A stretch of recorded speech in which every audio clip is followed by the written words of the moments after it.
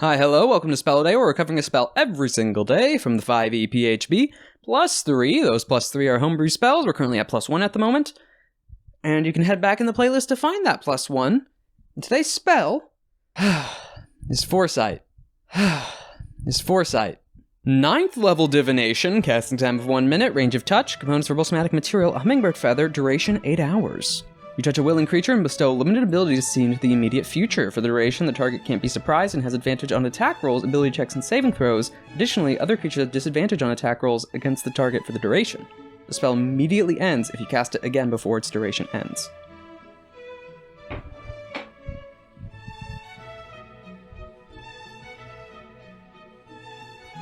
It's amazing. I'm not sure you want what you wanted outside of that. It's a 9th level spell, so it should be.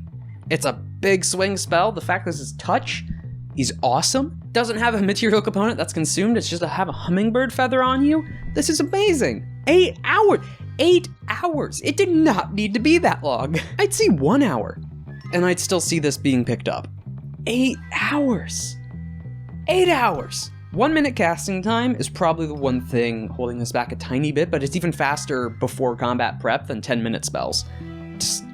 Especially since it lasts 8 hours, you do not need to do this immediately before a fight. You can just do this at the start of the day, or close to the start of the day, and just keep going. You have advantage. You virtually have advantage on everything, and enemies against you have disadvantage consistently, trying to hit you. Seeing 6 seconds consistently into the future. It's amazing. There's this weird gap of divination spells. This is a bit of a tangent. There's a weird gap of divination spells of decent low-level utility, and then this. And then this. This is... In one of my games, especially the high-level play, this is always up. This is always being cast whenever they could get a 9th level spell slot. Just...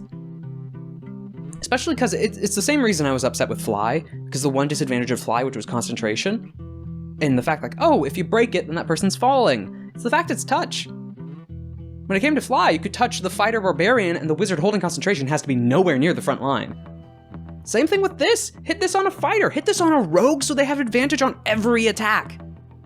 Every attack. Barbarian as well on top of that. Get the paladin involved. Any martial. Even this could still be beneficial to spellcasters as well because it's giving you advantage on every save. It's just good. It's not concentration. Touch, 1 minute casting time, not that bad, especially with the 8-hour duration. No cost material component, nor is it consumed. It's only upsides. Yeah, you can only hit one target with it, but you only need that. This one's a bit fast, but yeah, you probably already saw it. You already saw it coming. 10 out of 10. It's an amazing spell. Yes, 9th level matches up to that level. I can't say like, oh, I wish it was 1 level lower just because of the time it lasts. Not consumed component. It's not a bad 9th level option. It really isn't, depending on what builder your party is. 10 out of 10.